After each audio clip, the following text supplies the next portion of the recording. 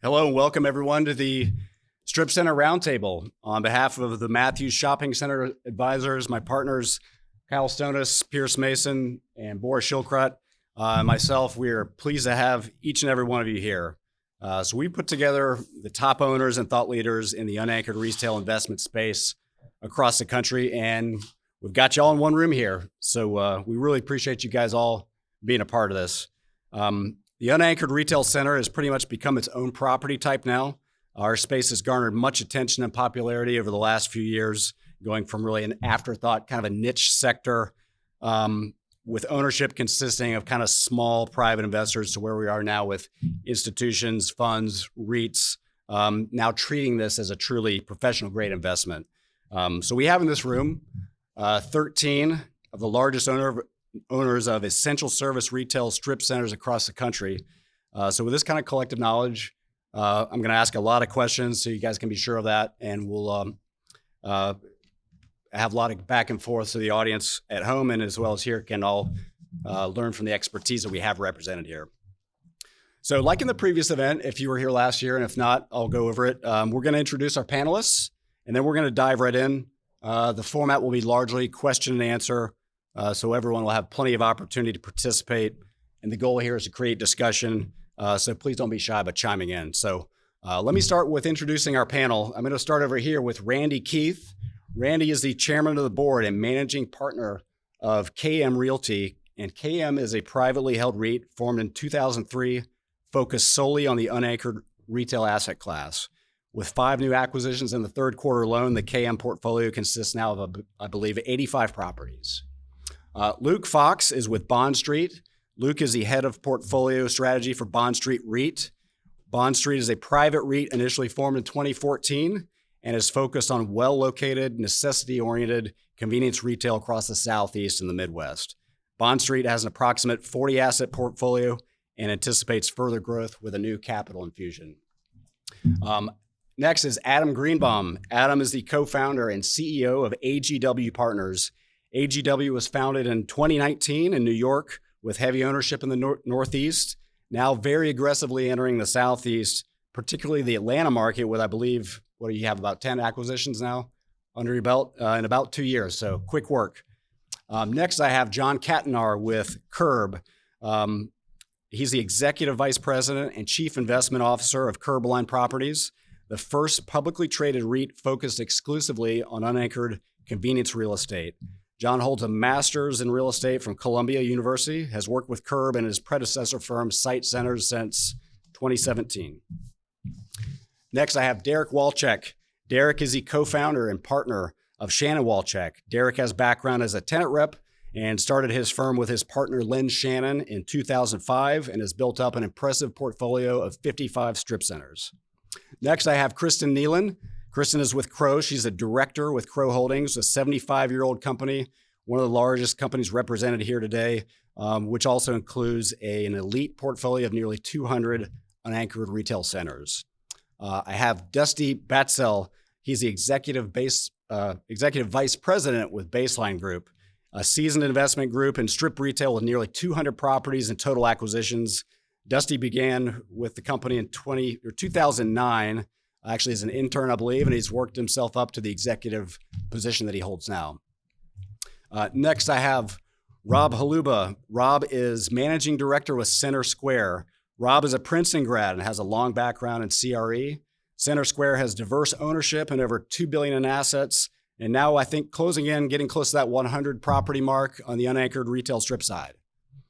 Next, I have Don Tepman, AKA Strip Mall Guy. We're very pleased to have you here this year, Don. Don is the president and founder of Town Center Capital, a private fund specializing in, what else? Strip malls. Don has extensive history in the space, starting as a broker and working his way up as a principal, and now has a substantial portfolio. His extensive knowledge on all things strip malls can be seen as updated in real time on his social media handle, Strip Mall Guy. His Twitter X account has over 272,000 followers. Next, I have John Morgan Jr. John is the president and CEO of South Coast Centers. John and his father, John Sr., built the company up nearly 20 years ago. One of the very first true funds to actually start acquiring unanchored retail centers upwards of 150 properties. Anthony Denizio is next. He is the director with Last Mile Investments. Last Mile is a North American properties company started in 2019, really from the ground up. They are an owner of a large portfolio of strips across nearly 30 states now. Next, I have Taylor Brown. Taylor is the Senior Vice President of Investments and Acquisitions at North Pond Partners, owners of $1 billion in assets accompanying a mix of value add and some neighborhood centers. They have recently begun to emphasize the unanchored retail strip centers with a fairly new fund over the last 2 years, I believe. Ron Chanin is with Riverwood Properties. He's the founding partner of Riverwood Properties, probably the largest developer in like the 90s and 2000s across the Southeast. You know, I always say if you saw a strip center being built in that period of time, it was likely a Riverwood Properties deal. So they now have holdings across the Southeast, as well as a third-party manage an impressive portfolio as well. So thank you all again for being here. So in the last roundtable gathering, we explored kind of what everyone's been talking about for the last few years now, which is the surprising interest in our unanchored space, the seemingly contrarian bet that you don't need an anchor tenant to be successful with a retail property. So today we're going to explore that a little further, but we're really going to take a deeper dive into some of the other areas, challenges within the space, from running properties day to day, market conditions, leasing, capital markets, you know, how to scale this business if that's possible. It seems like some of you are doing it, and all while keeping your investors happy. So I've been talking long enough, so let's get to some questions. So I wanted to get to this point first, kind of continuing where we left off last time. It's sort of this value, validating the thesis for unanchored properties. So I have you guys in tables here. So I'm going to start with my table here, which is Curbline, Shannon Walchek, Crow, and Baseline. So John Katnar with Curb, why don't you kick us off? Tell us kind of about the genesis of Curbline. You guys are actually the first and only publicly traded REIT focused specifically on unanchored properties. Sure. So I think in terms of whether or not the thesis has been validated, at least at Curbline, we certainly feel it has been. When you look at what we set out to do, we wanted to create a pure play REIT that had a first mover advantage. In October of 24, we took care of that, becoming the first and only publicly traded REIT that focuses on the space. We set out because we like the capital efficiency of the asset class itself. For us, that means operating these centers for less than 10% of our NOI each year. And the portfolio certainly proved that out. You compare that to power centers, it costs about 20 to 25%. We're also attracted to the scale of the opportunity, right? And so in the last 12 months, we've bought almost 100 shopping centers for just under $900 million. And we have a balance sheet to continue the growth. We have less than 1 times debt to EBITDA, so plenty of room to lever up, about $800 million in liquidity. And now we have the opportunity to issue equity. And so as a management team, it's been exciting because we found a niche, a void in the public REIT sector, and we're able to capitalize on that. And so it's a rare opportunity that in a mature industry, you have that opportunity. So far, so good. And so the thesis has been working out very well. Yeah, you guys have made a splash in a very quick period of time. So Kristen with Crow, I'm going to go to you next. You guys just closed on the recapitalization of your 194 property portfolio, about 4.5 million square feet, I believe, in total size. So you're freshly infused with new investor capital. Do you feel like this shows continued validation, not only for the Crow platform, but also the broader market as well? Yeah, so like you said, since last we spoke, we did complete another recapitalization of our portfolio, which is almost 200 assets, spans across 4.5 million square feet. This transaction expands on a joint venture that we completed in 2023 with a global institutional investor. And it was always part of our plan to syndicate their equity down, given their sovereign status and tax leakage. And so they needed to be below a certain threshold, and which they significantly exceeded. And so we figured earlier this year, why not take this syndication to market? Our portfolio continues to do well. NOI is growing. We have strong leasing and operating metrics, and it drew a lot of interested parties to the table. So not only did we welcome another global investor into our partnership, but we also closed the biggest loan that we've ever closed. And with that also secured additional go-forward capital to continue to scale the strategy. So we're super thrilled about all of that. And I think it does validate the thesis that we've been working on for 10 years and speaks to the power of scale and also the continued investor interest in this product type. Excellent.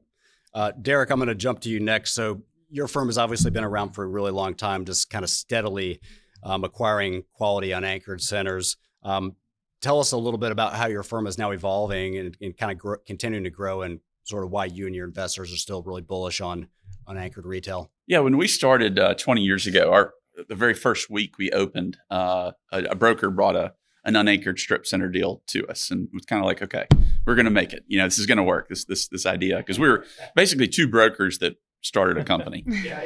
And we're nervous, but yeah, that worked. And so the reason we were buying strips at the time was it's a good price point. It was kind of above what a REIT would be interested in, and it was below, less than what a REIT would be interested in, and then above like what a wealthy doctor or whoever could go buy. So we were aggregating capital in Birmingham, and then really just developed a core competency of managing these centers, because you have a lot of credit, but you have a lot of mom and pops as well, even if it's a great location. And so you have to develop that management piece. And I think some people have kind of learned it's a little harder than it might seem initially when you look at the business. And so, we developed the core competency, kept buying more and more, and then kind of ran into this trend that, everybody sitting at the table discovered at some point in time. I think you were probably the first to aggregate, large portfolio. And so we kind of saw what was happening. We're like, okay, this is something we can do, and we can expand geographically. So it was just honestly, like, we had the core competency for a long time. We didn't have the capital markets experience. And so we're still learning that, growing into that. So I think, we all start in different places. We just kind of started there. Yeah. Yep. So Dusty, Baseline is one of the kind of early innovators as well to the strip center space. So, and I know you guys are undergoing a recap process right now too. So are you finding that interest level kind of consistent with this theme that we're talking about, the validation of the unanchored centers? Oh, absolutely. I think, we lucked out from a timing perspective. This fund that we had been aggregating since 2017 was originally, set to end in 2023. During COVID, we went out and talked to our investors and said we would like to, extend this a little bit longer. And fortunately, the timing worked out, with everybody up here. I think, Curbline, obviously that was a big one. Crow, what they had done with the recap in 23 just helped provide that institutional attention. So we've seen a lot of interest. Thankfully, Newmark's done a fantastic job of creating a market. They've generated a ton of, like I said, interest from these institutional groups. So to us, that's, a lot of validation, but we also still feel like there's a lot more opportunity moving forward. So let's continue the conversation. I'm going to bring it to the next table here. Jason, to you guys. So I have Center Square, I have Town Center Capital, and I have South Coast Centers and Last Mile. So question for the table, and Rob, if you kind of want to lead us off here, if y'all just kind of want to talk collaboratively here, but I'll kick it off with Rob. With the essential service retail space kind of becoming more mainstream, are you guys finding it easier to raise capital now than in the past? Yes. So thank you for the essential service retail. I do think it needs a hashtag. Hey, it's called the Strip Center Roundtable. If we could all just agree on an acronym, we'll go a lot. I'd be in favor of that. So yes, we've been investing in the space for 10 years now. And I was just having breakfast before this, and I was saying to somebody, had I known at the time how hard it was going to be to raise capital for retail, I probably would have never embarked upon the journey. But going full swing, the breakfast I was having with was some multifamily developers, and how the tables have turned. They have challenges raising capital, they have challenges with performance and fundamentals within their asset class. And then when I think about retail, I view what we're doing at Center Square as just really, ESR 3.0. It's just the next iteration. If you go back, when we were starting in the space in 2016, 17, I think of that as like a hypothesis, right? Capitalizing on the negative sentiment of retail. Let's buy e-commerce resistant shopping centers at an attractive price. And then, 2.0 was coming out of COVID. Let's go raise some aggregation capital, smaller dollar amounts, $50 million, go buy 15 centers, something like that. And then, where we're at today is we have two large programmatic joint ventures with large public pension funds. And we've gone and we'll be acquiring 32 shopping centers this year.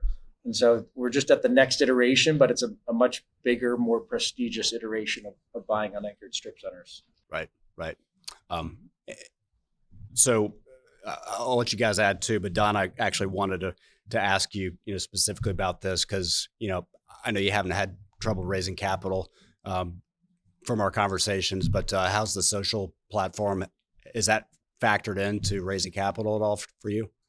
It has. One thing that I learned early on is when someone follows the account, and a lot of folks that are executives at large companies or investors that do a lot of their are in a lot of funds, etc. They read your thoughts every day, and after a year or two, they really know how you think about real estate. So when they reach out, and I've never said this in a public forum, but our the average check that we get that comes in through a social media lead is over $500,000.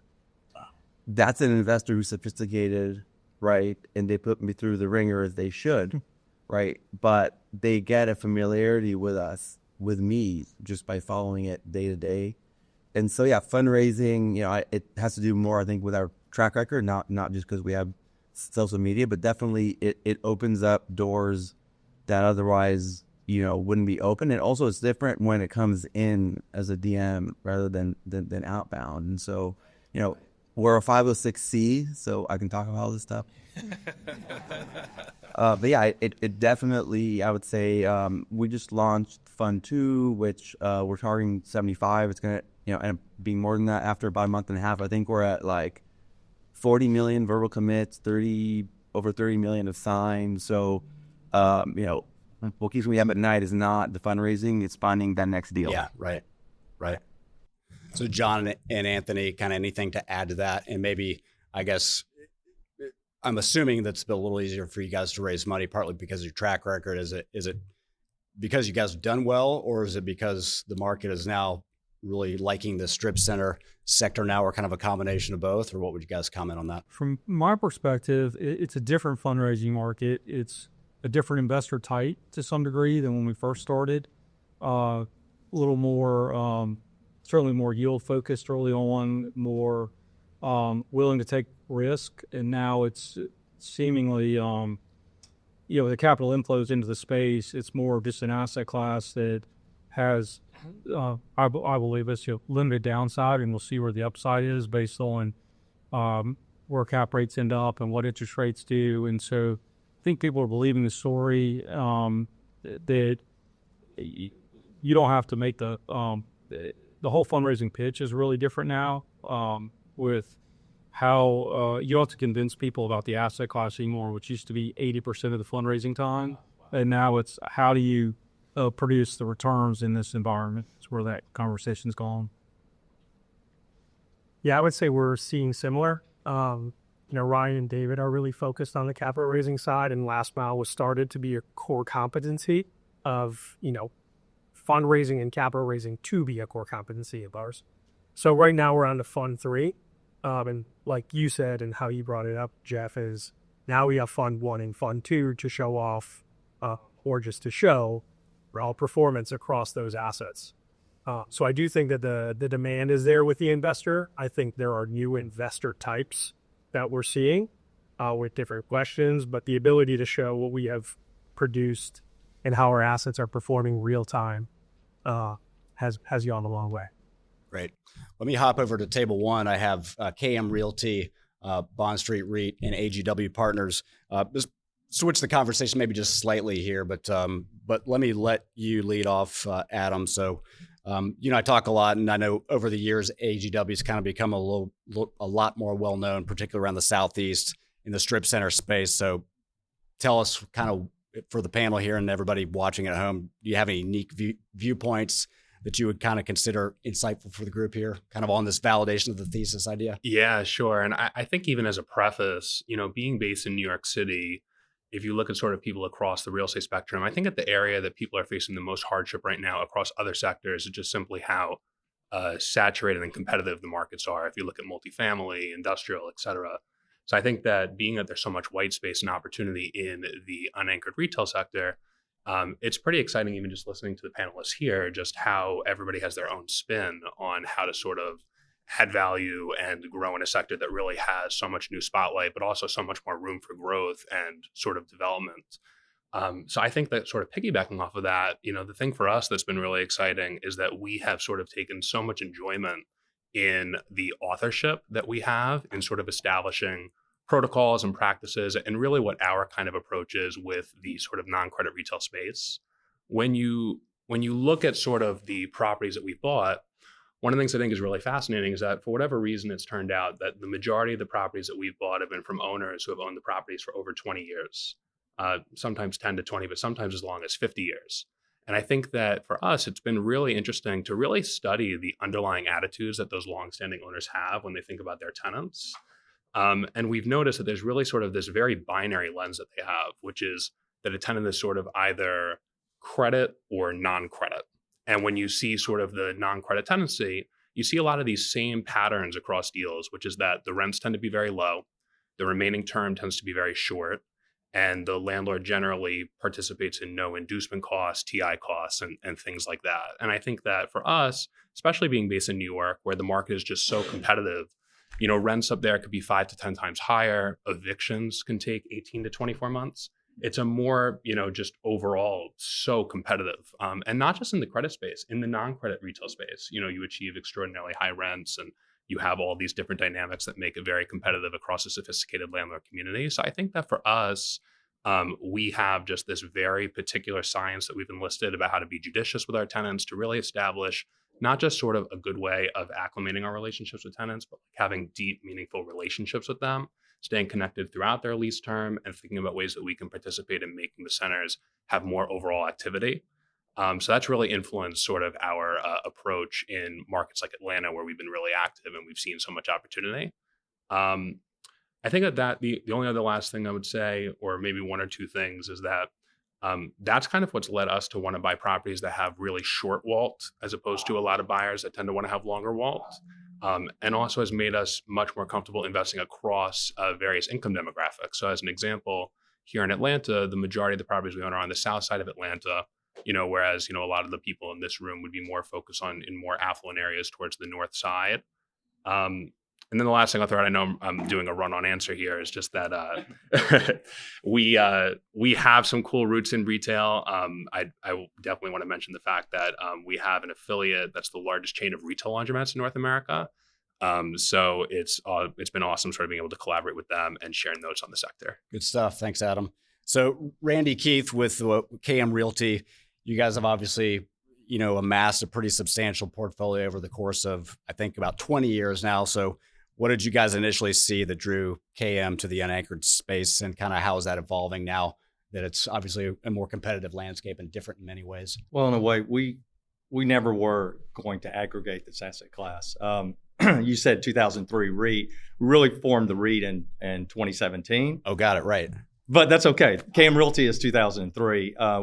We've been a developer for many years, and we still are a developer of unanchored retail. But the idea was to recycle assets. And then we started amassing a portfolio sometime in maybe 2011, 2012, and started growing that. And then I was COO of a REIT we took public prior to starting KM Realty. We took United Investors Realty Trust public in the late 90s. I say that because I have REIT experience. So I started thinking, this asset class lends itself to a really good aggregation model, and I think there'll be a public REIT in this asset class 2017. So we formed our REIT starting in 2018. So we're the first REIT in the asset class, and hopefully we'll be the second REIT to go public if I have my way one day. But our growth has been a little bit different than everyone else. For better or for worse, we've rejected the institutional equity so far. Our growth has really been through the high net worth individuals, and now more importantly, the UPREIT or 721 exchange, and DST as well is another way we're growing our asset base. We'll continue to do that. However, we are hiring a capital raising person for the first time will start with us at the first of the year, but mainly to focus on the DST 1031 Right. exchange world. Interesting. So Luke, anything to add on kind of how Bond Street evolved and formed into a REIT, and then kind of the thinking and evolution of your business plan in a more crowded space than say 10 years ago when you guys first started as a company? Yeah, similar dynamic. We Bond Street started in 2014, but formed the REIT platform at the beginning of 2024. I think the fact that we're all sitting here on the second year of the panel is validation of the thesis in and of itself. Bond Street started similarly to KM in identifying opportunities in the Southeast to own these centers. I think it was touched on earlier that you were able to years ago, find some of these at a price point that was lower than what a lot of institutions or other asset classes were trading at, and so that was kind of where the opportunity started. And at the beginning of 24, when Michael Reynolds, our founder, decided to launch the REIT platform, it was in an effort to further our belief in the asset class and the underlying principles of the real estate itself, to continue aggregating a portfolio and building out what he set out to do in 2014. We find that the asset class is durable, and the interest in it is growing from tenants, all the consumers, all the way up to the capital and debt markets. So we believe in it, and we're going to continue to put that money to work. Excellent. So not to get too deep in the weeds here with you guys, but Randy and Luke, I wanted to talk to you guys specifically. And I think John Jr., I think you guys all, maybe there are more here, but I know you guys have the capacity to add capital through a 721 UPREIT, which you mentioned, Randy. I know that's a big focus for you guys. I find it kind of interesting just in sort of, thinking outside the box way of sort of bringing capital into the space. Like, any one of you chime in, but Randy, do you want to lead us off and kind of tell us kind of a little bit about that process and why you're set up that way? Sure. So I'd say by the end of the year, we'll be about 90 to 93 shopping centers. And if I'm guesstimating, probably 75 of those have come via the UPREIT, whether it's our own developments or third party. So we are generally built on an UPREIT strategy. So about 2/3 of our equity is OP or LP equity, and about 1/3 is common stock. That was my whole thesis of starting the REIT. Is I'm such a believer. Some of these guys know I've talked endlessly about it. I'm such a believer in the UPREIT on this very fragmented asset class, and as a great exit strategy for individuals who own 1, 2, 10, 20 shopping centers, whereby they can defer taxes and exchange into a REIT. And for us, they're not easy to do. We get a lot of no's. And the big challenge is liquidity and control, and I'm a believer as a public REIT we can take those off the table, and we can expand our UPREIT program by many-fold if we were publicly traded one day. So it's just been a strategy for us, because you get the equity and the shopping center you want at the same time, which is kind of nice. And the cost, I view the cost of the UPREIT equity is very, very low, as opposed to raising capital. And that's why and also the fact is, being a developer, insiders in our company own a significant amount of our equity. And that's part of maybe the reason of not doing the institutional equity at this point in time, because we own so much equity in our REIT. So that sells as well to individuals who we're trying to convince to exchange into the REIT. So we're in the company as well with you with ownership. So Luke and John Jr., I know that you guys will occasionally do this 721 sort of idea strategy. So is that something you guys utilize often, or? Randy certainly had more success with it than we have so far. They're not easy. Yeah, it's not easy, right? They're not easy. Yeah. I agree with you on everything that you said. It's a different dynamic than what we are used to when we go into identifying an opportunity for a new shopping center. You're asking somebody to, instead of taking a check and doing with it what they will, to trust you. And we certainly believe in our track record and our thesis and how we operate our assets, post acquisition. But it's difficult for somebody, a small private investor, say, to get that idea and wrap their head around it, to now say, instead of managing it on a day-to-day basis themselves, now I let go of control.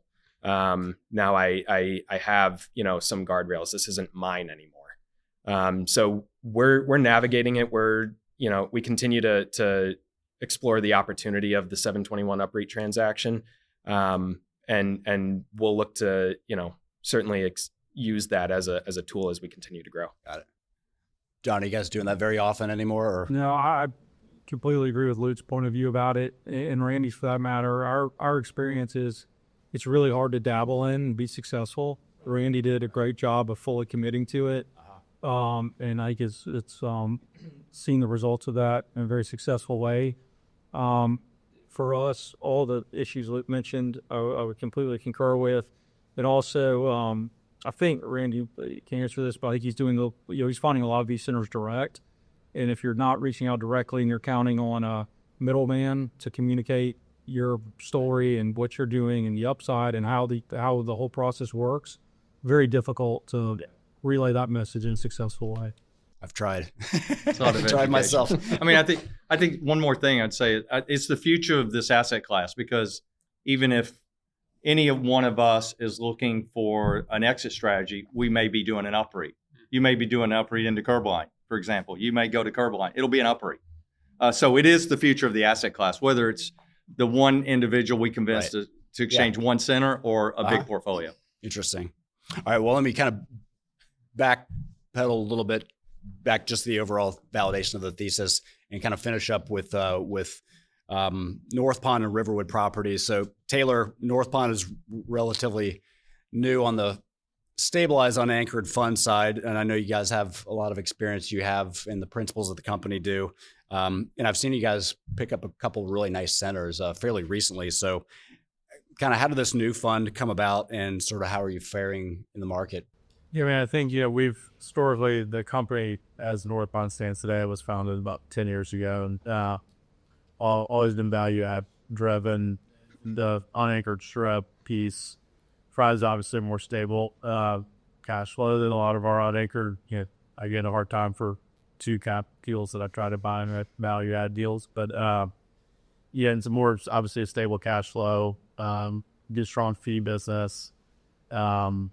And like everyone says, there's more of the product that is out there. I think there's a lot of people in this room competing for the same product, but there are more strip centers out there than our value add deals that we're focusing on. Like in Atlanta, for example, there's probably 50 to 75 strip deals you would buy, versus for the value piece, it's just a much smaller a supply of those deals that make sense for that bucket.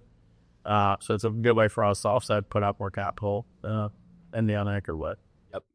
So Ron, you're kind of a legend around Atlanta. You probably understand unanchored strips as well as anybody here.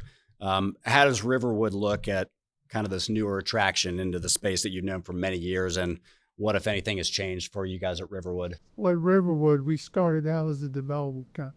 Right. And started in 1994. And we saw an opportunity to develop unanchored centers that really nobody was doing. And a lot of people just didn't think it would ever work. Red hit. We developed over the years probably hundreds, and we still own, as a group, we are now pretty much a third-party fee company currently. But we still own, myself, my partner, and other investors, we still own about 40 partners. And we talked to a lot of employees here about an opportunity about UPREIT. And quite frankly, we think we know what we're doing. you don't want to rely on somebody else to do it for us. And so our goal is to increase our value, which we continue to do and have for many, many years. I was talking to someone earlier that told me they didn't think there was a lot of upside from 20 years ago to now. And I've got centers that there's a tremendous amount of upside on 20 years ago to now. So our goal has always been creating cash flow. And we created a lot of cash flow. Investors are easy. It's never been a problem for us to raise money. Currently, because everybody's in here, we can't buy. We like to buy, but we can't. So we'll develop a little bit once the numbers start. And we'll continue to add. We manage and lease about 120 properties. So we have a lot of management and leasing that we do on behalf of a lot of rooms. Right. So Kyle Stonis, Pierce Mason, and Boris Schilkrot, we work together as a team, and Pierce and Kyle, you guys are a little more focused on the institutional side. It's interesting that we have this conversation. It seems like almost every week that, you guys are in the grocery and power space, and every time you turn around, somebody's calling and saying, hey, we're thinking about getting into the unanchored space. What do you think? So I just think it's interesting that everybody's really flocking to this space. But tell me a little bit about kind of, how often does this really happen, and are people really doing this, and why? That's a loaded question for sure. But yeah, I mean, there's a lot of groups coming into trying to get into the space. And I think like Ron said, and a lot of everybody else said, is the operations of unanchored strip is massive. The amount of management, leasing, and capital that you can put out is tough for institutional groups to do right now. And so it was pretty interesting when Randy was talking about the UPREIT structure, because I was thinking about that. How do you make another UPREIT that's just for anchored properties, right? You UPREIT that and get that money going to your unanchored side. But just so I think in terms of that, we see it, but in practicality, it's very difficult for execution. And I think because a lot of you guys have cornered the market really, and it's hard for people to get in. So what we are seeing a lot of, and Pierce will let you kind of comment on it as well, is a lot of LP equity kind of slipping in the back door from these groups that have figured it out, because we've met with the biggest institutional groups, and they're over the last couple of years, they said, you know what, here's what we want to do. We want to buy unanchored strips. And we're like, oof. And they're like, and we want to manage it in-house. And then, that translated into, call it 12 months ago, 6 months ago, like, yeah, that program's not going to work for us, but how do we get into the space? And that's when we're seeing a lot of LP equity moving in, and making the capital raise for everybody in this room a lot easier. So I think the challenge is, and one thing we do see too on the anchored side and then the CRE side in general, is that over the last year, we've rebounded, right? The anchored side, the unanchored side, we're seeing more volume. So I think of Q3, I think the numbers were retail CRE is up 24% year over year, which is like at 16.4 billion. So that just means there's more opportunities for these traditional groups not to look at the unanchored side, because before it was an asset class that was checked off by the institutional side, but it was also an asset class that they needed to put money to, and they were trying to figure out where to put it. Yeah, I would dovetailing off what Kyle said. I would say the theme last year, we always do the Park Avenue Roadshow in New York for ICSC, and I think that the theme last year was the institutional groups that we were talking about, like you said, getting into the space. And like you said, we were like, get in line, find an operating partner, good luck. And then this year, the interesting part, I think, has been at a lot of our meetings and ICSCs, a lot of the traditional grocery anchored funds have been kind of admitting that they're having trouble competing. And, the overlap in the essential services retail side of a grocery anchored neighborhood center in those shops, very similar to unanchored strips and, shadow anchored products. So we've been approached a lot this year by those private funds that have been really trying to figure out a way to put money to work and, expand into the space. And again, they're late to the party as well, but yeah, it's definitely been a inflow for sure. Let's talk about market conditions a little bit. And I'm kind of lead off a little bit, maybe kind of on the capital market side. So John Jr., you and I were talking actually the other day about this, and kind of that you've been pleasantly surprised at kind of the rates and the terms you've been able to see on new debt, really in the last, I think, really just a few weeks ago now. So, is it because lenders are just becoming bullish on this asset class? Is it rates dropping? Is it, spreads narrowing? Is it like just, lack of allocation in the space and trying to regroup that? Or tell me what your experience was there. I think it's a combination of all the above. It's definitely, we went to the life fund world pretty heavily in 22, 23, probably 24 as well, just because the rates were so much more competitive. But we overall probably prefer banks just because of the flexibility. And we're seeing banks really step up in a number of ways on everything from spreads to term to revolver and aspects of lines and things of that nature to win deals. So I can't speak to exactly whether that's because they're underallocated to retail and there's a big push. That's probably an individual bank position, but I know there are a lot of dollars on the debt side from lenders flowing into retail, so it feels like a good time to strike overall, even rate situation notwithstanding what's happening there. Yeah, right. So Taylor, I'll just ask this question to you. So, from the fund perspective, rates have moved down a little bit, and that kind of the 10-year sort of bouncing a little bit, obviously, but, analysts are predicting maybe there's one more rate cut. That's debatable, maybe not. So I know the funds are typically IRR driven for the most part. Is this, if the rates go down, does that change your modeling on the acquisition side at all? Yeah, I mean, I think, we've lowered our interest rate. We model that we generally close all of our deals all cash and to pull it together in 6 to 12 months after we close on them. We're just closing our second big tranche with those 12 properties in that tranche. So we lowered our rate a little bit. You try to leave 25 bips of spread to be a little conservative of what that looks like on that. But I think we have an institutional lender that's done both of our two tranches. Of those, I think it has helped a little bit. I mean, our vehicle's open-ended fund, so we're focused on IRR. I've gotten the IRR kind of beaten out of me and more focusing on some other metrics and like mark-to-market rates and things like that on 5-year-olds, 7-year-olds, 10-year-old kind of things. So we pay attention to IRR in our unanchored bucket. We pay less attention to IRR than we do in our value add bucket, obviously. But try some other metrics that we've seen kind of help us analyze a little bit better. So just talking about rates a little more. So Randy, I'd like to hear your perspective on this. Do you think like continued rate cuts will mean maybe some more properties coming to market? We've been stagnating a little bit with strip centers. I think that's one of everybody's biggest problems, lack of product now. You think that helps or would help? Well, I mean, the guys have heard me say a lot. I don't want to see rates go back down to 3.5%, 4%, because there's too many people buying assets. I mean, not only competing with everybody here, you're competing with all the individuals. So I felt like the 5 to 5.5 rate environment is not a bad place for us to operate, and we're there now. Most of the debt we're doing bank debt. I mean, I echo exactly what John said. We did a couple of life deals a couple of years ago, 2 or 3 or 4 of those, and we're back where the banks, which we like because of the flexibility John mentioned, and the prepayment issues aren't as much to deal with.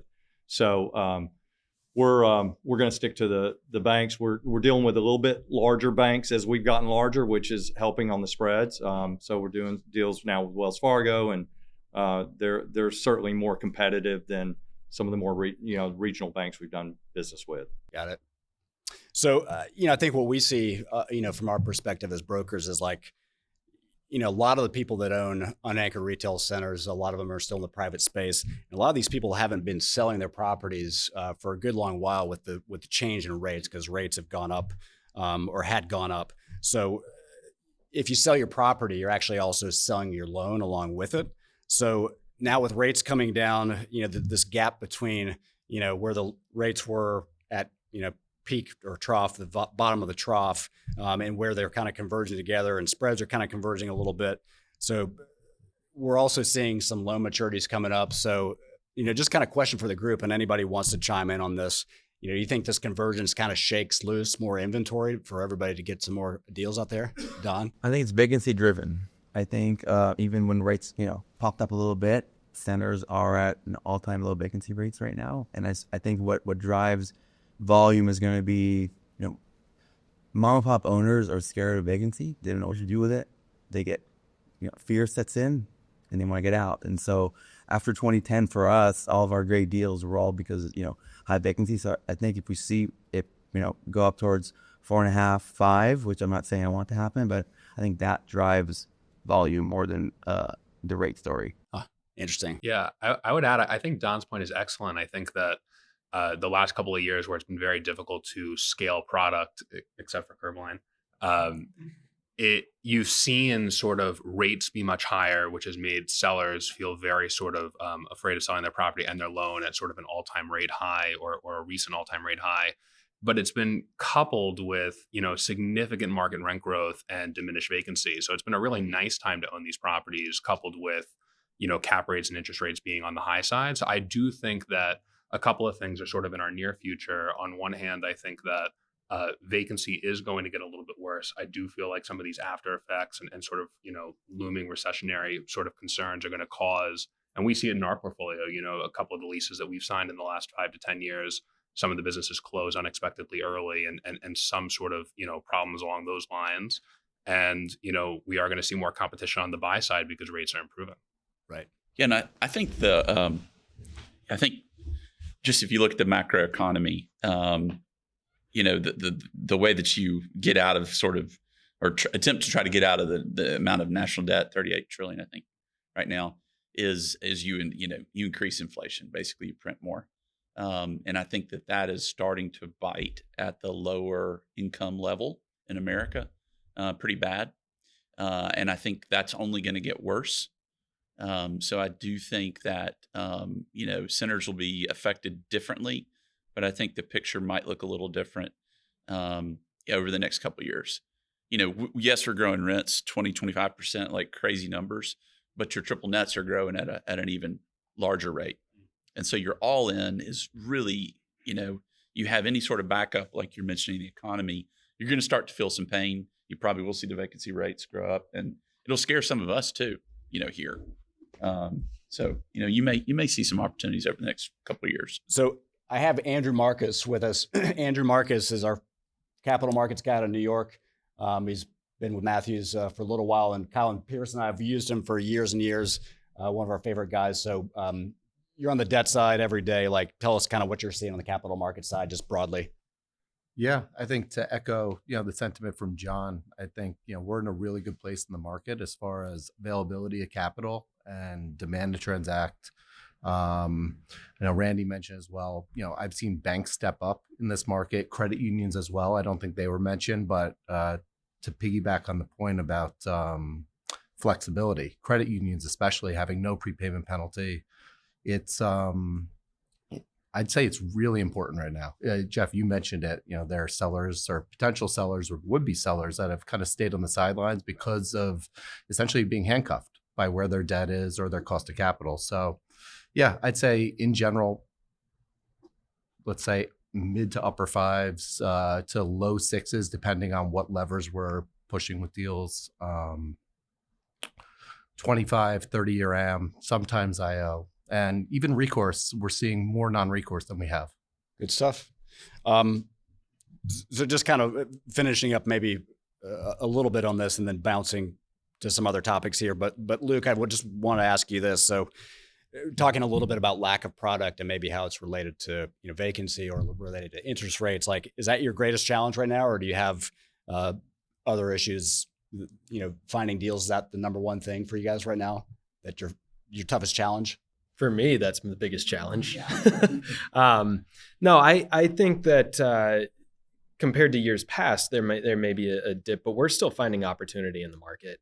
I think that one of the challenges that we see with private small sellers bringing bringing their product or considering bringing their product out to the market is it can take an education. And for them, if they've owned the center for 20, 30 years, market can, and that's one of, 3 centers. I'm making this up, but it can take an education for, what expectations are on everything from pricing to closing process. So, we value our relationships with, our brokers that are out, looking for deals for us. We value the relationship that we build with the seller during the process, working closely with them and to answer the question directly, the product's out there. It's figuring out what is being spun out and what is coming to market for where there's inherent value. Right. Well, let me shift a little bit to leasing because I want to hear some perspectives on the leasing side. So, John Katnar, I'll talk to you because your colleague Sean Topper is here, also with Curbline, and he and I were talking about at ICSC, I think in Atlanta a few weeks back, kind of about the leasing and how it's been kind of unexpectedly maybe brisker than expected. So, how's the portfolio been leasing for you guys lately? I mean, I think it's actually been great. We're at 97% occupancy, so to me that implies you could push rents a little bit. If you look at our leasing results for the year, velocity remains strong. We've leased 400,000 square feet of new deals and renewals. And so I think that shows you that there's still tenant demand when you have leasable, regular size units that are simple. The spreads on the leases have been phenomenal. Our renewals have been 20% on a straight line basis. Our new leases have been a 40% spread on a straight line basis. And so to me, that shows if you buy great real estate, the demand is still there. Yeah. Yep. So Chris and you and I were kind of emailing about this a little bit. The mark to market is something that everybody's kind of talking about, and the rental growth. So is there still more rental growth to be had? Yes, we absolutely believe that there is more rental growth, more opportunity. It obviously depends on the market, the center, the tenant they use, the triple nets. But right now we are 95% leased. And just this year, we have already renewed 85% of our tenants that were rolling this year, which is a really impressive metric. But that data point right there tells us that there's very strong demand and not a lot of available space. And so that's naturally going to put upward pressure on rents. And of course, there are some tenants and some rental rates that are maxed out. And, these tenants and these retailers have to make a living and have to make a profit within their 4 walls. So it's not a blanket approach or a blanket answer. But when we're looking at new acquisitions, we do look at each individual space and each individual use to try to ensure that there is a growth opportunity there. But with the limited supply and the renewal data that we're seeing that I just mentioned, we do feel confident that there's more room for rent growth. Excellent. So Anthony, let me ask you this kind of from an acquisitions perspective with this mark to market idea. I guess the phenomenon, it's not an idea, is, how much does rental growth factor into what you're looking at on acquisitions? It's a big part of the discussion. All of us in here are focused on the highest quality suburbs and top markets. And I think that a lot of our portfolios are showing that we're producing those things. Are we translating that performance to the underwriting? No, but we're doing exactly what Kristen just said. And we call it a tailor-suited approach or a tailor-suited discussion on what is the tenant, what is the use, do we believe, before you have the tenant interviews, do you believe that it's sustainable for this rent to go from 20 to 28, 25 to 35? And then we also have these live discussions with our leasing team simultaneously, so it's not a surprise to them before we make a recommendation to move forward. I do think that it goes the other way as well. So I'll pick on a certain use, but boutique fitness, right? So at one point, it was a big phenomenon. Our family spent it, my wife spent it, I spent it to go to them, but they're capped, right? They're capped on how many people can go into the space and work out. So when you're buying in a certain suburb, it's different than having a QSR or a sandwich shop that can deliver, that has DoorDash, that has other sources of revenue to sustain the rental growth.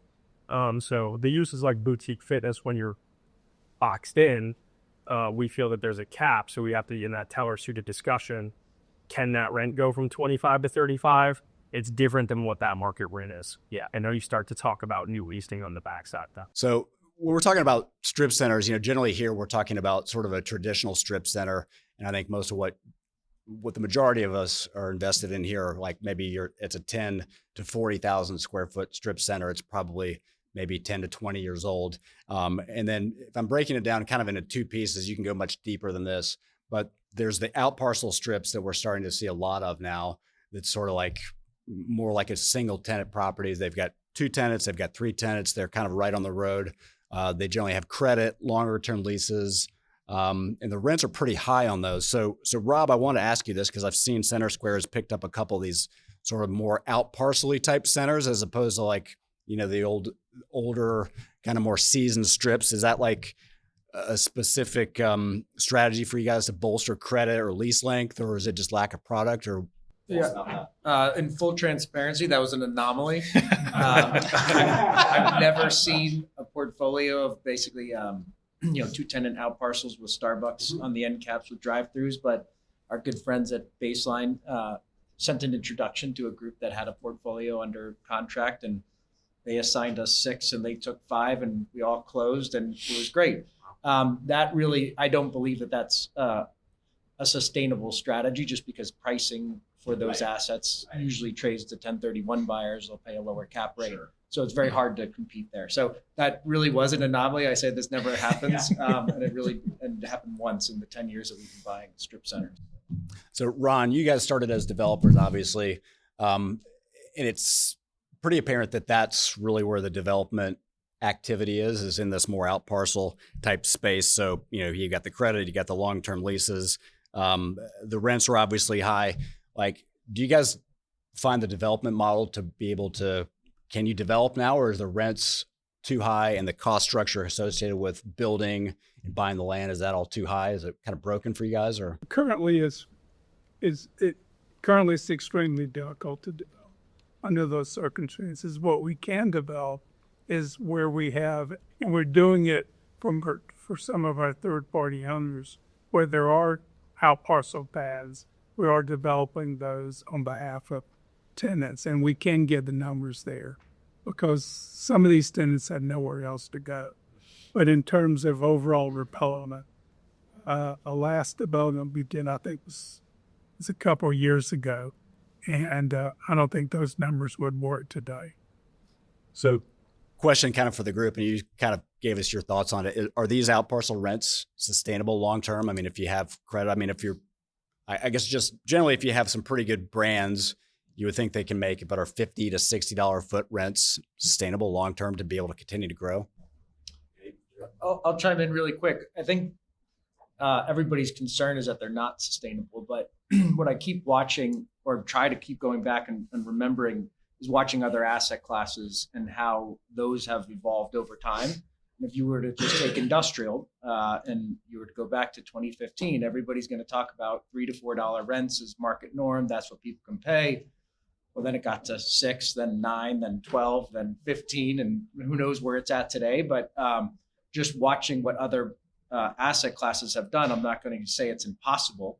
It does cause concern as to whether or not these operators can make their business work in the 4 walls. But there's evolution of technology with DoorDash to help increase sales. So maybe we're not underwriting that, but maybe.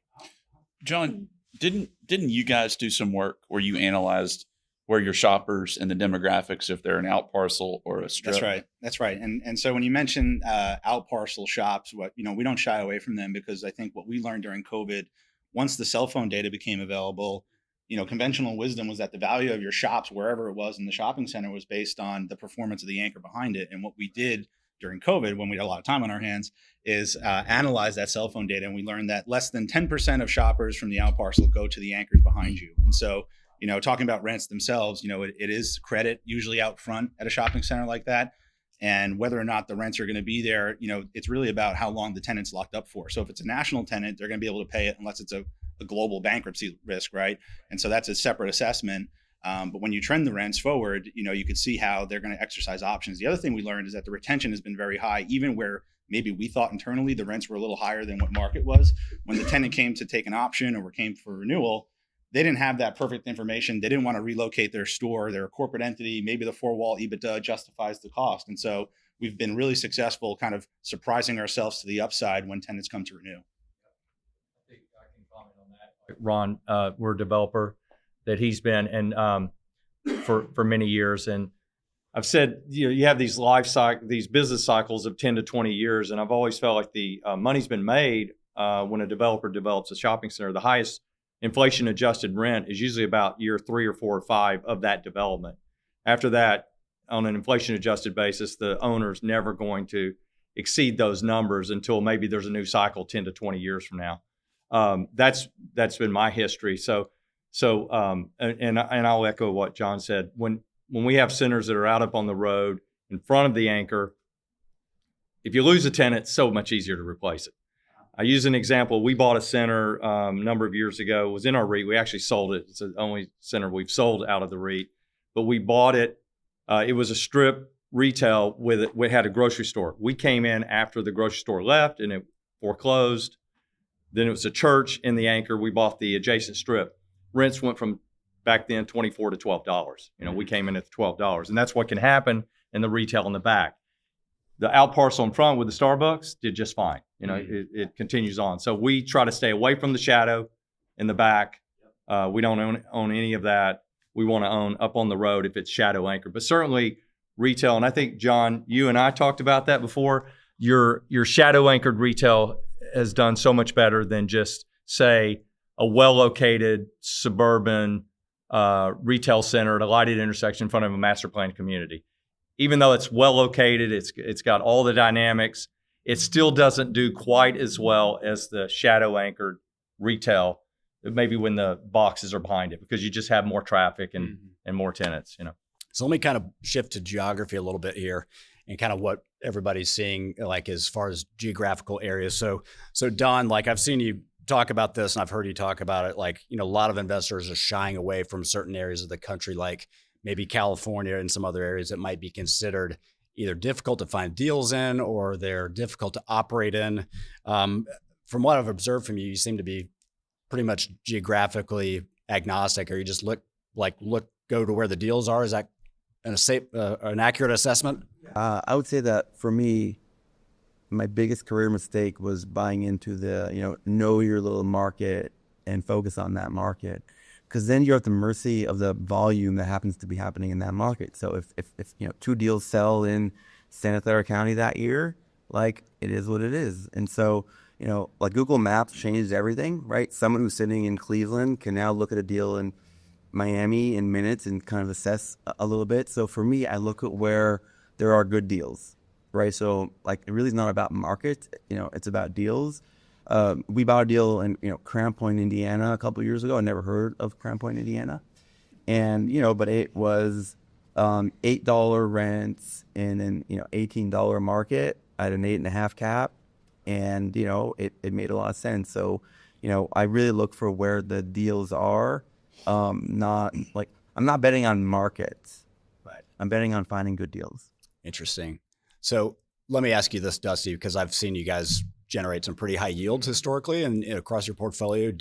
What are your thoughts on geography? Do you have certain areas that generally seem like are more opportunistic or have more growth, or you're able to get higher going in cap rates? Yeah, I would say we are pretty specific in terms of our geography, but a lot of it has to do with our operations. Our product type is, I would say, a notch below some of the other folks on this panel from, more solid B centers, which require a lot of hands-on management. And what we've found is we used to be fairly market agnostic. I mean, we don't go on the coast, but that's more for different reasons. Sure. But over time, what we saw is, buying in a market where we didn't have a presence, those properties were harder to manage. It's same type of tenants, just don't have as much of a frequent touch. So we reorganized our entire operations to make sure that we were within a 2 to 3 hour drive of every property with someone boots on the ground so that we could provide that hands-on touch. And we've seen some pretty dramatic results from an occupancy standpoint, collection standpoint, obviously overall return standpoint. So I would say we're we have metrics that we follow. We've got a buy box just like everybody else, and one of them now is this within 2 hours of an existing, either baseline asset or someone that we've got on the ground. So for us, that's been a real driving factor. So Derek, I'll occasionally see a post from you and Jonathan traveling around, and it'll be like, I see desert in the background. There's like cactus and stuff. And I'm like, where's something's Walcheck? going. Where's Walcheck? Yeah. So you guys are expanding your scope a little bit. We are. Yeah. We're running our race. I think we buy 60 million plus or minus a year. And that's our pace. We've got institutional equity, a university endowment behind us. And so we're doing our thing. I think one of the most important things in this space is to figure out your competitive advantage. You've got the curb line guys with maybe the lowest cost of capital probably in our space. And so, you can't, if you're competing solely on price, that's a difficult one. But there's different ways that you can run your business and understand what you're good at and then execute on that plan. And that's what we've tried to do, being from Birmingham, Alabama.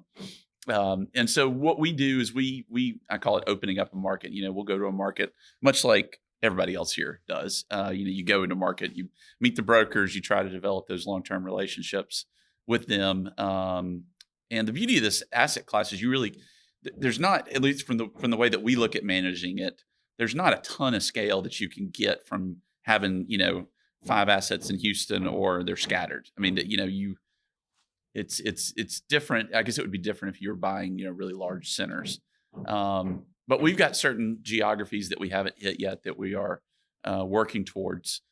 We have ruled some stuff out. I'm kind of questioning whether that's smart or not. Like we haven't gone to California. Don, I want to talk to you a little more about that and learn some. But yeah, thank you. That's great. By the way, I love his business model. Like he can find assets that really need some work. And you do that and you really, add to that. And I think this business is great because 1 or 2 leases really makes a big difference in your outcome. And so you can add extra effort just like you guys have done and keep your occupancy higher. Great. I appreciate that. Well, I am going to shift now. Well, let's talk a little bit about operations. And so, from an operational standpoint, this is actually a really pretty difficult business. Like you raise capital, you're trying to scale up a portfolio, and then you're running it day to day. It's people intensive. So you may have a staff of salaried people, and then you try to have enough left over to pay your investors. So talk a little bit about these challenges. And Kristen, you have, probably maybe the largest portfolio here. Talk about, kind of how you make these decisions between, okay, what do we run in-house and what do we third party out on the asset management side, property management side, leasing side?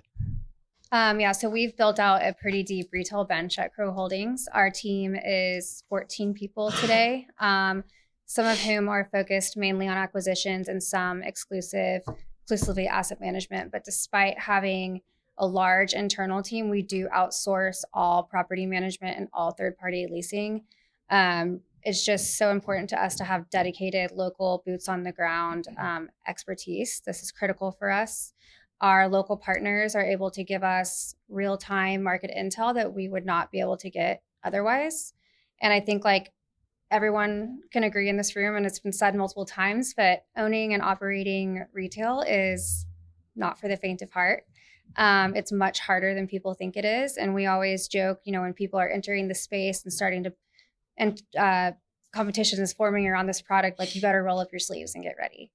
And so we have over 2,000 tenants in our portfolio and that we're interacting with every day. And that's incredibly time intensive. And so having strong local groups supporting us and handling that really allows us to focus more on the larger, more strategic operational decisions.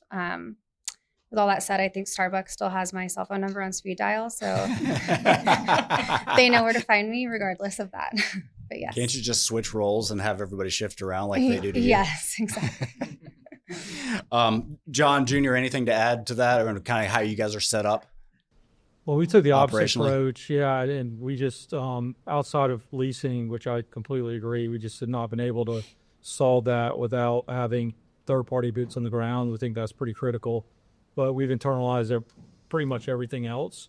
And that has been, overall, we think the right decision. It's had a lot of benefits. to be able to control the whole process and have standards and have all our systems communicate to one another but it's a massive commitment. And I would say in our experience, you guys just pick one or the other. Don't pick the in-between, I think is where you can get pretty lost. Maybe like let's say with the 721 type thing, like, this is an asset class that if you dabble in, even if you're in it and dabble in certain areas, our experience is it comes back to bite you. Like you've either got to outsource it and be committed to that, or be committed to doing it yourselves. Yeah, we did the same thing. I was going to counter Derek's point. Just what we found on the scalability side is we started doing third-party management, outsourcing everything.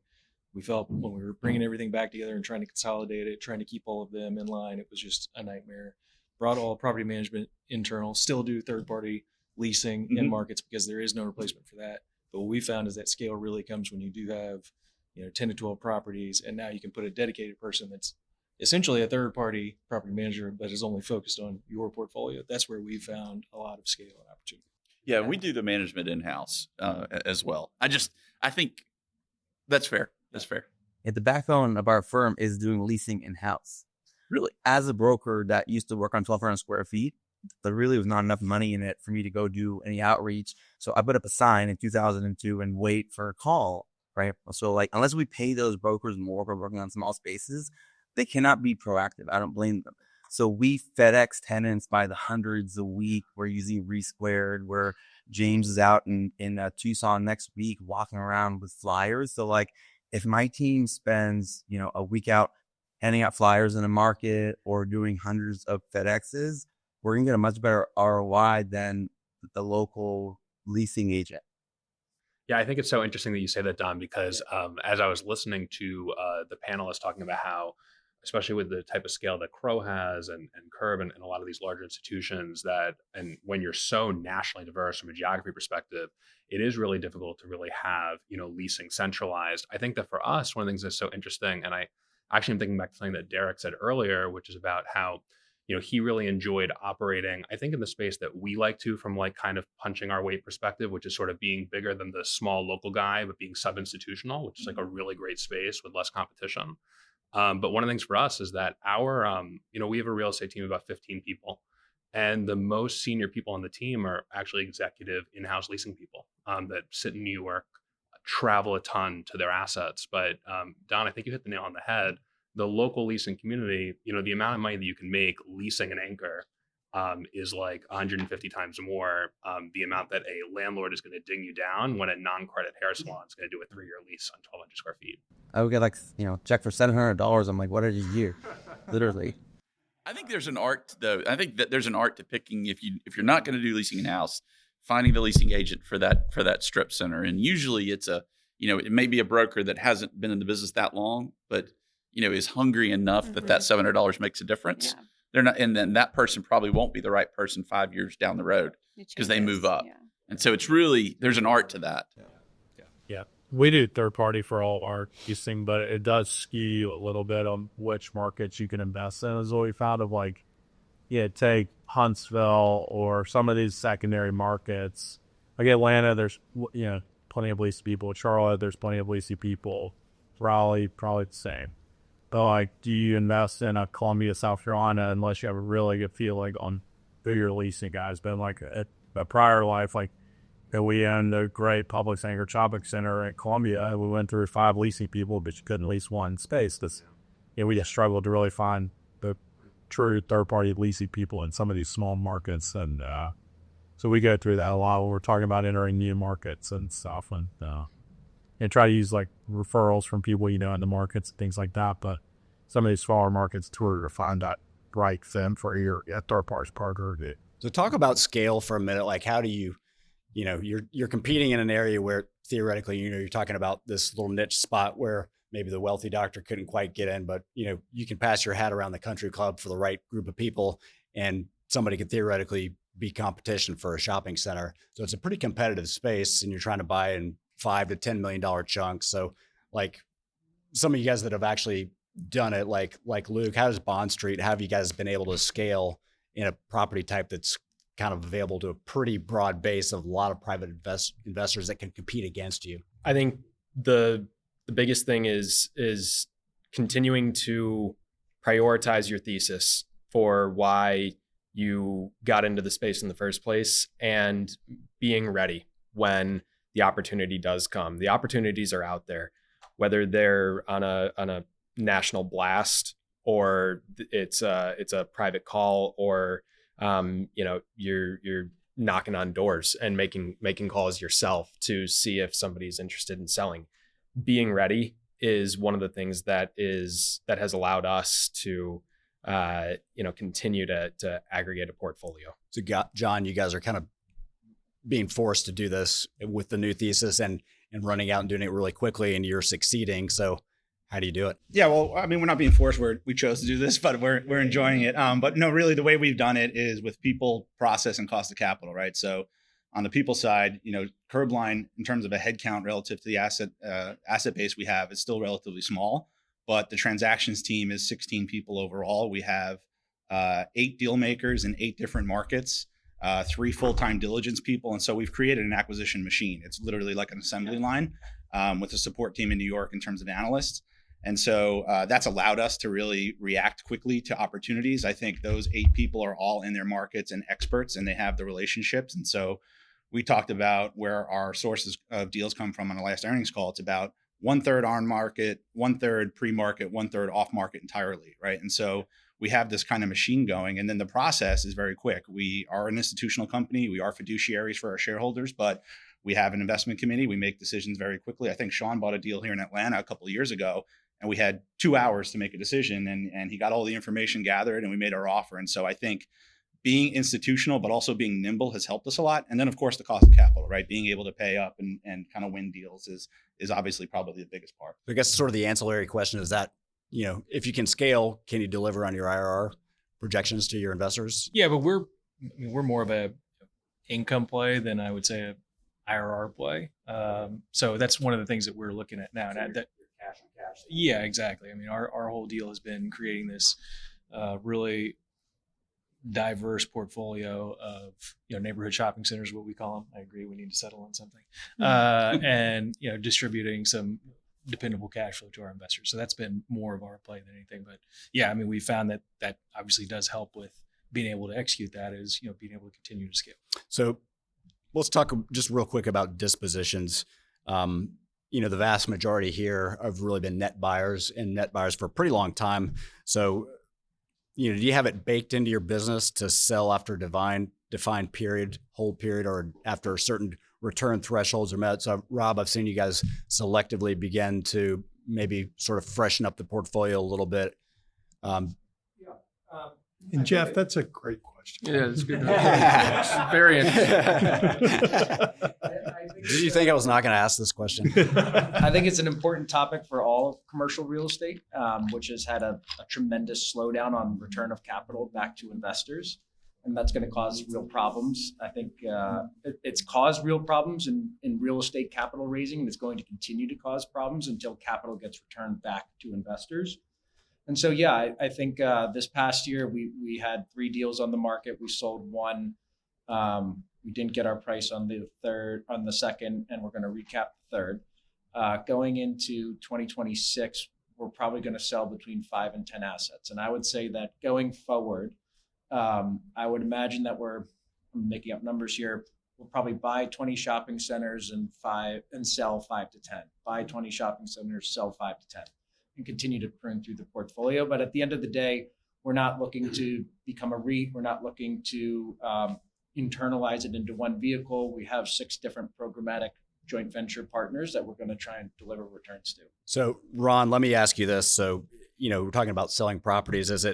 You think it's too risky to sell right now if there's too little product? Like, I know you would probably do an exchange if you were to do, or maybe you wouldn't. Or is it a good time to sell because the pricing is really actually very good right now? We've been offered many, many times by buying part or parcel of our assets, but for us, it makes no sense for us to sell at some pretty good numbers and great. We think the numbers are great. The problem is, if you're going to exchange out, you're going to end up with assets that are not nearly as good as what you're selling. So what's the point? So the trading of the property that your problems that versus a new host of problems for a similar, better return, or maybe not as good a return.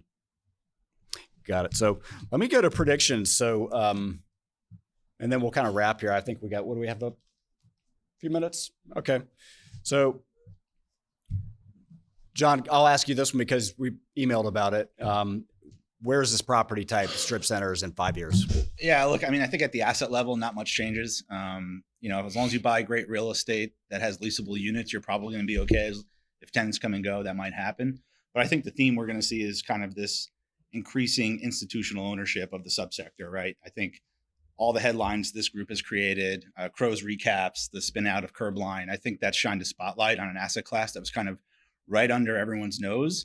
And legitimized it. And so institutions are now being asked about it in every meeting they have. What's your allocation to unanchored? What's your strategy to get in?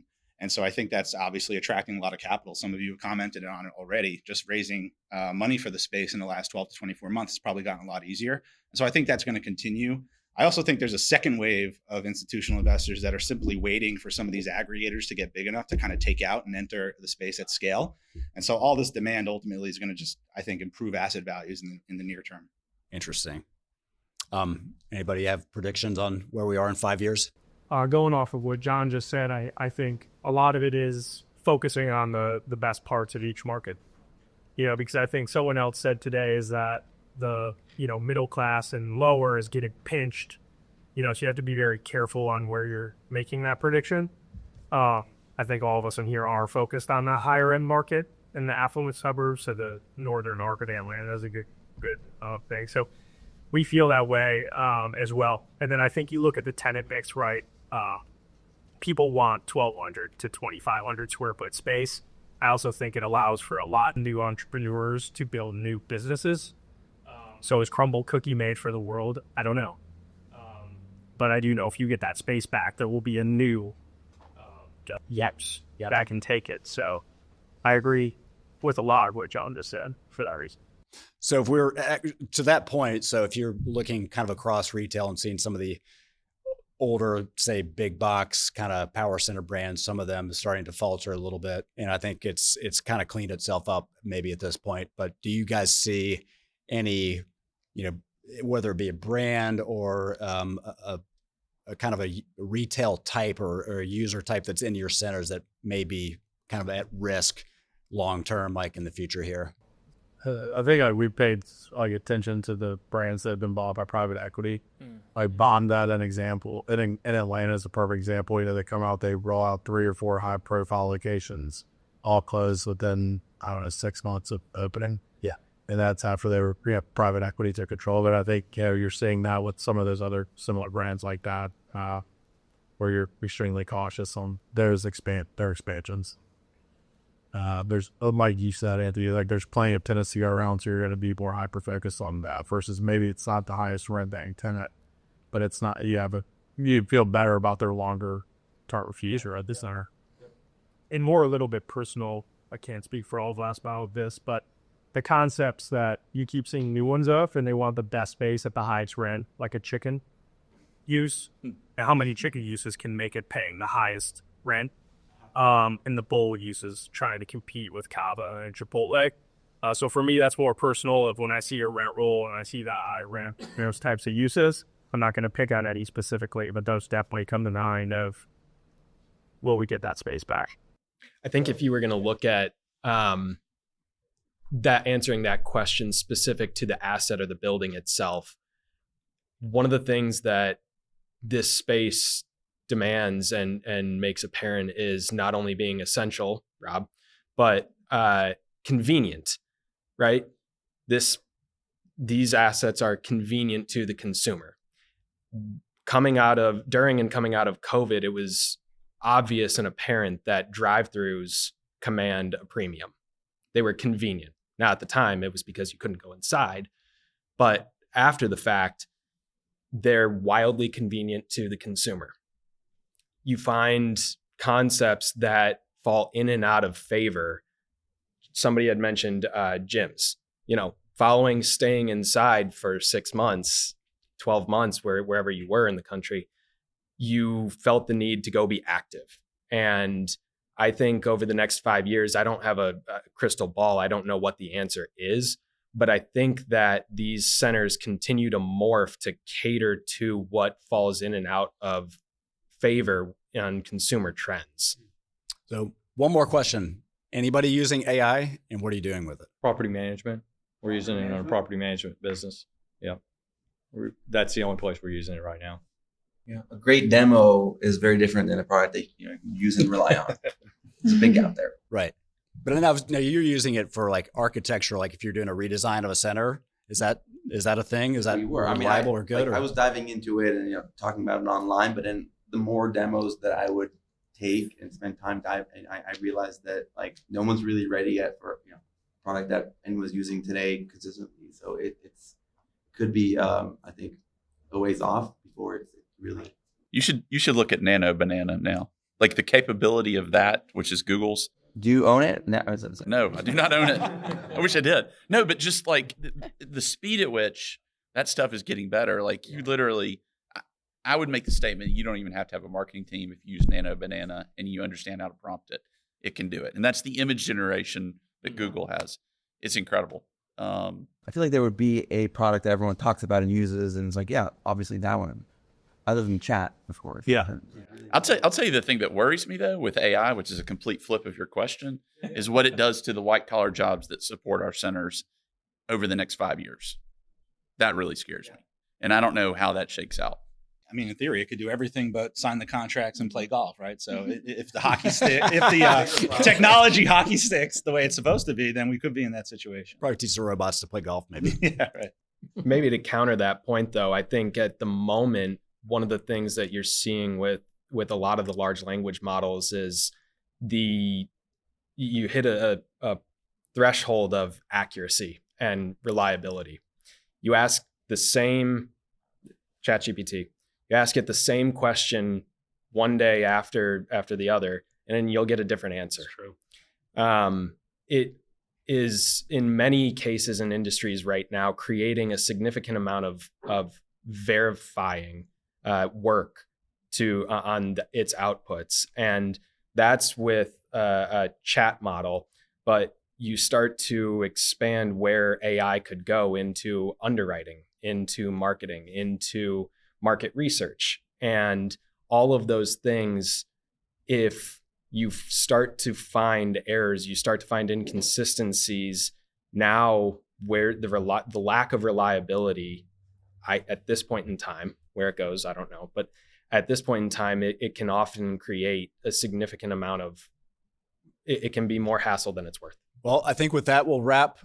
Thank you guys, everybody, for being here. I know you guys traveled, in many cases, a great distance to be here. So it's always my pleasure to have you guys. And thank you for the lively, great conversation today. Thank you very much.